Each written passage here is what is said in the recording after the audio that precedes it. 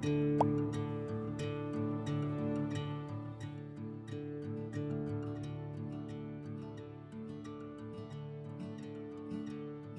all, Topes here, back playing some more Planet Zoo, and welcome to episode 2 of Tiguidou Zoo. So this is my Sandbox created Canadian set zoo. We started in the last episode. We basically did a whole load of landscaping, created some sort of visual backdrops, created a bit of the map basically. I'm using one of the smaller scenario maps in order to make sure that I can kind of jam pack as much detail in to this as possible. So as I said, it's a smaller area, but it's going to be jammed full of detail. So in that last episode I did talk about, I think I mentioned the location. I sort of mistakenly mentioned the location was Alberta. It should actually be that this is Quebec, or in the Quebec region, that kind of part of the country, and that is because Tiguidou is actually a derivation of the word or the phrase tickety-boo. So I think it's pronounced Quebecois is the language that the kind of what would you call it, the dialect of Quebec, and so that's where that name comes from. But yeah, we're doing a whole lot of detailing. It's set in a kind of taiga region. In that last episode we had the kind of this little tunnel which is actually behind me at the moment. And now I'm working my way into the park. And we do, whole loads of kind of little bits of car parks and stuff. I've set myself a little bit of a challenge with this. Obviously, because I've chosen a smaller map, it's going to have a lot of detail. And because I've chosen this kind of everything being on a slope sort of thing.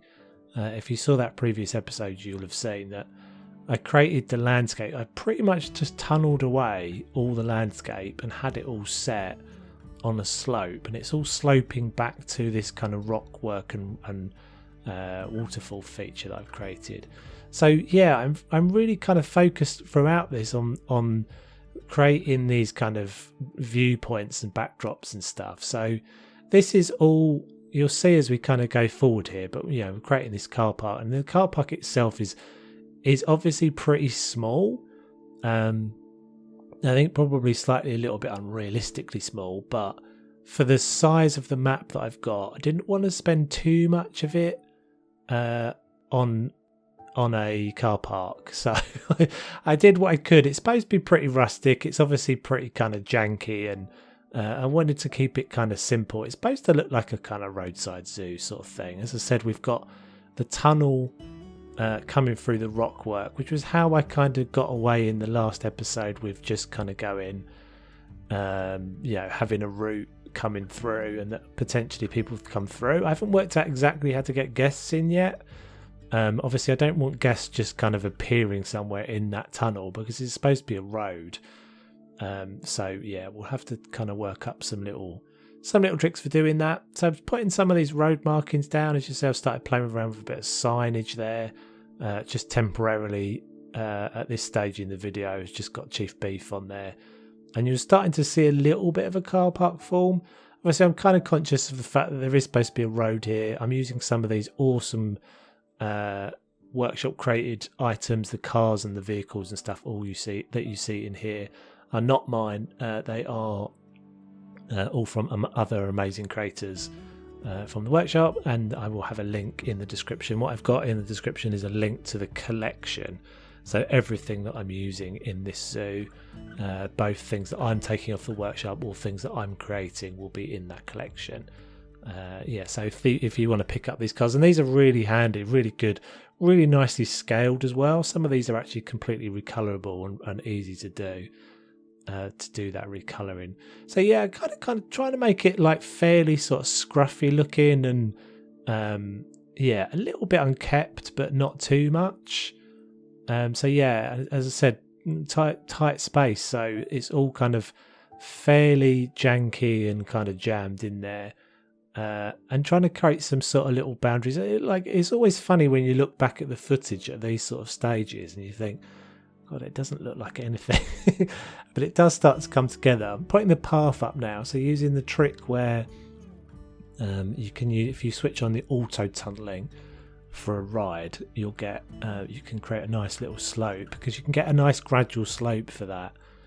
So that's how I'm doing that. I've basically placed the track ride down, switched the auto tunneling on, and then I'm using it to kind of level the terrain.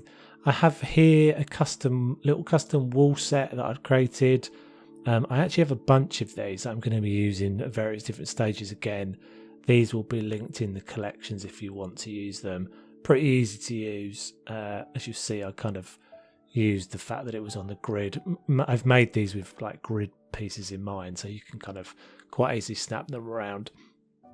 So yeah, just blending the edge of that terrain shift. So I wanted this both as a kind of a visual impact for the fact that the car park is below this main entrance. It's a little bit weird that everything kind of comes up from the car park and then slopes down on the back of it.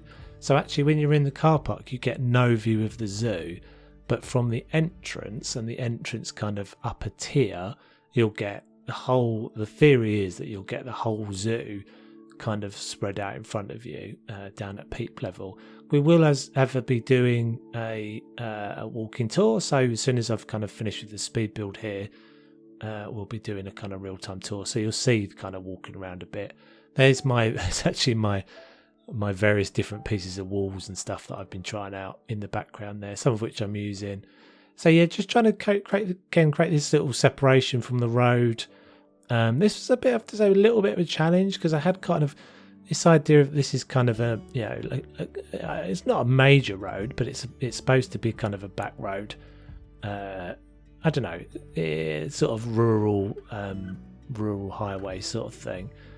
But yeah, I keep trying to work out how I would do the transition point between what is the road. I quite like the idea of having people on the road be able to see the zoo, but I'm not sure if we'll be able to kind of manage that. So putting some pathing in now. As you see, we're sort of jumping ahead as ever in these little speed builds. I always have way more footage than I actually end up including. This is actually quite a long speed build for my videos. I think we're about halfway actually at this stage. But yeah, there's sort of two big chunks really. There's the car park area, and then we start working on the building, the entrance building. The entrance building itself, by the end of this episode, is basically structurally finished, but has none of the real internal details and stuff. And as I said, it's a kind of a focal point. So as you're down in this car park, you don't see the zoo. You see just this kind of big building on the top. So yeah, God knows the number. By the end of this zoo, I would love to know. I would love to know how many temple rubble pieces I'll have used. I mean, I've used so many already. I think they always add so much. They just add so much to all these little areas. Like I'm trying to think about kind of things like, you see the kind of little gap in the little log barrier there. So trying to make sure that looks like it's had footfall through it, and that's why it looks kind of rough.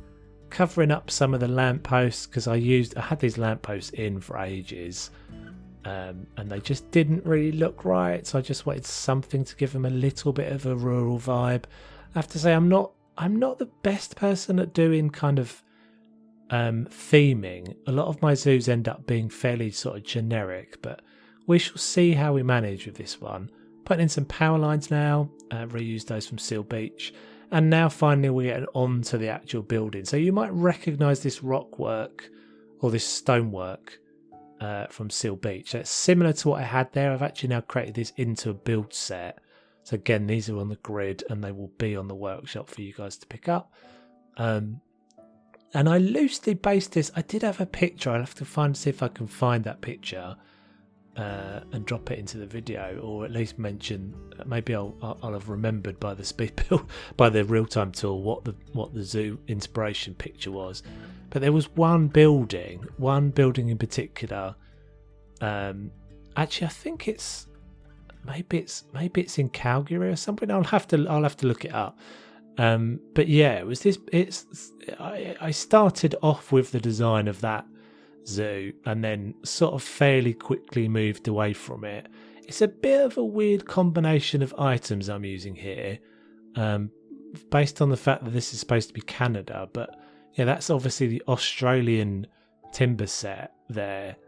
But I actually, by the end of it, I think it works all right. It does have enough of a kind of modern architecture sort of meets country backroads styly sort of thing. Quebec itself is actually quite an interesting sort of cultural mix, obviously because you've got the French influence and the significant French influence, as well as the Canadian cultures kind of all blending together. So there may be some references to proper kind of architectural designs at some point in the zoo. I'm not going to limit myself too much to that. I'm pretty much just going to go for it and see what I can come up with. Again, creating a little tile set. This again will be in the collection if you want to pick this up. I ended up kind of creating it in these sort of little blocks so you can spin it around and have the combinations of tiles or whatever. I think that's actually just on a 4x4 piece, but it's quite easy to use.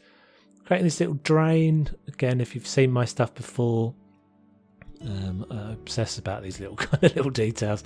I'm very much someone who loves creating zoos with heavy detail and these little tiny things, sometimes to my detriment because I don't move forward very quickly, but I have to say I really enjoy the details. Typically, I'd say the broader stroke stuff I struggle with more. I'm getting better at that. But yeah, so we're working our way through the roof now. So what I'm doing here really is creating... I've got better at doing this actually in terms of my architecture in the game. In terms of thinking about kind of sectional pieces. So here you see I've basically done all that detailing and now I'm grouped all that stuff together and moving it along. You can see in the background there I actually did end up putting in a skylight. As I said, there's always way too much footage, so some of this is zipping past quite quickly. We have a big window. There's loads of details to come inside. Trying to just create these kind of pads and generally just try and make this window look as realistic as I possibly can. Quite like the combination of the limestone pieces and the sort of sandstone blocks. I think that worked quite nicely. Finally giving it a back wall.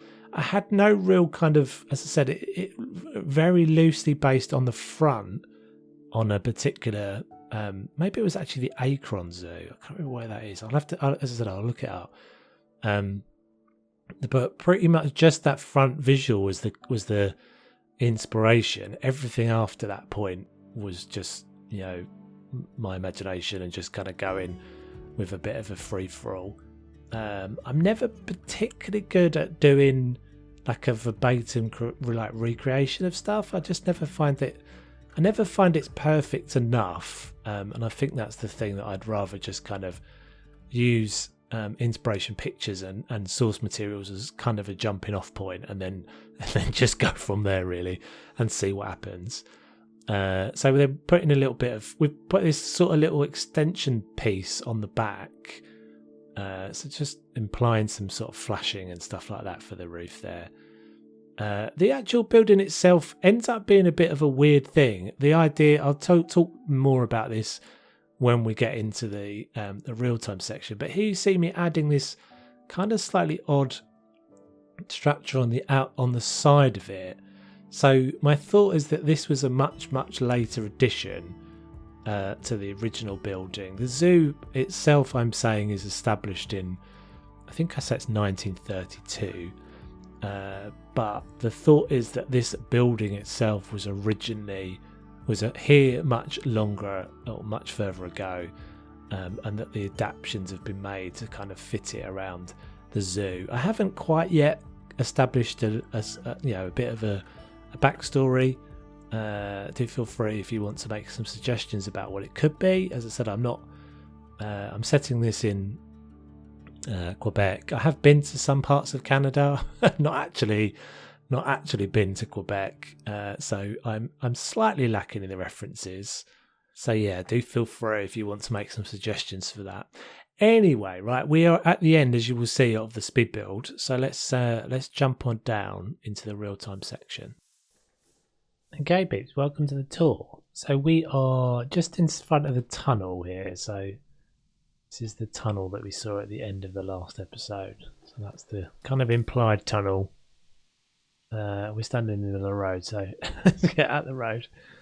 So there's the rock wall going up. Yeah, you've seen most of this, so there's not going to be loads in the tour, but yeah, you've seen a lot of this in the speed build. Here's one of my signs. Sort of comped together some stuff that I found on the internet. My little word mark and stuff. So yeah, it's supposed to be 2 lanes. It's obviously pretty narrow, pretty small. Did a bunch of kind of flowers and stuff like that, just to kind of give it some purties. And then yeah, there's another one of those sides. Yeah, these cars do add a lot, I have to say. They really help out. And there's my power lines going over the top as well. A little bit janky. They're about as good as you can get them. They're not perfect, but they're made actually out of the font pieces, the wires, but they get a bit jank, but they're not too bad. So we'll just do a little walking tour around here. I left it all kind of sort of dirt underfoot. These are supposed to be like the kind of bay indicators, so sort of buried down on the ground. There'd be a little kind of bump as you kind of pull over it. Not loads of spaces for cars. I don't think I'm going to extend this any further. I have got a potential to extend it a little bit further that way. I think maybe there'll be some sort of path here leading round, maybe some sort of staff access. I'm not sure yet. I may well change this a little bit to allow a drive-in access here, or think about some other way of doing that. Yeah, as ever, most things are sort of not 100% done. I'm always kind of tinkering, so I'm bound to be back to this and tinker with it a bit more. I'm not sure what I was doing with this. I think this was actually going to be where the bikes were going to be, so I might do some more with that. Yeah, and this obviously is border. Obviously, most of this stuff, as you're seeing, is all in progress and still lots to do. There are some lights, so we'll do a little look at night. So let's head on up the path.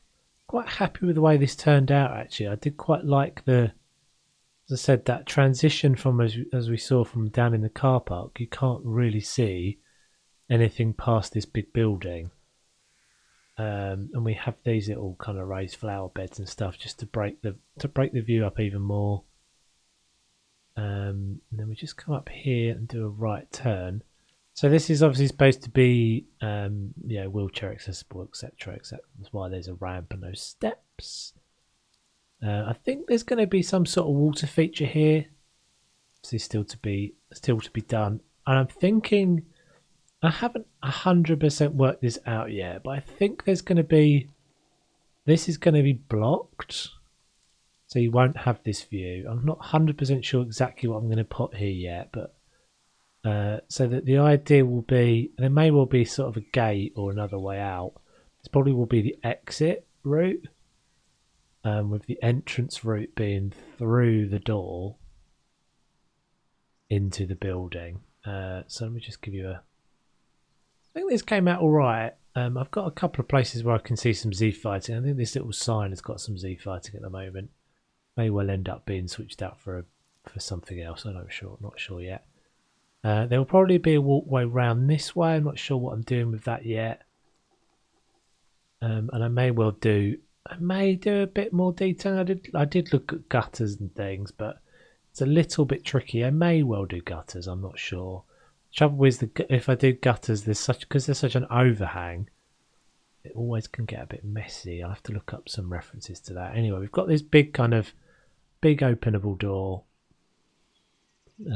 It's not supposed to be a zoo that's ever going to be like massively busy. It's always supposed to be. It's going to be a fairly small zoo. And as I said in the speed build there, that this is supposed to be that this structure is older than the zoo. And so it's supposed to be that this is sort of cobbled on extension bit.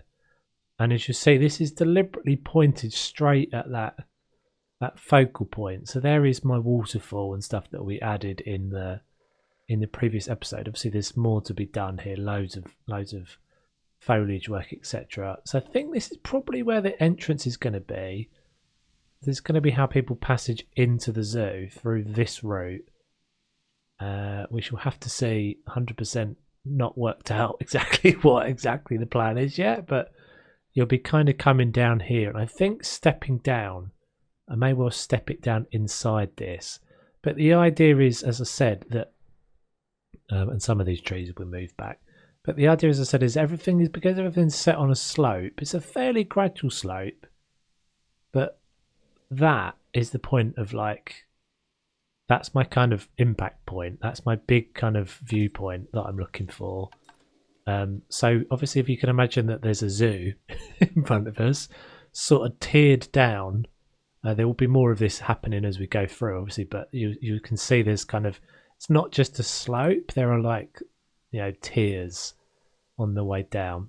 So eventually, when it's all done, you'll be able to stand here and basically see the whole of the zoo spread out in front of you. That's the idea. So yeah, let's do a little bit of a flyover.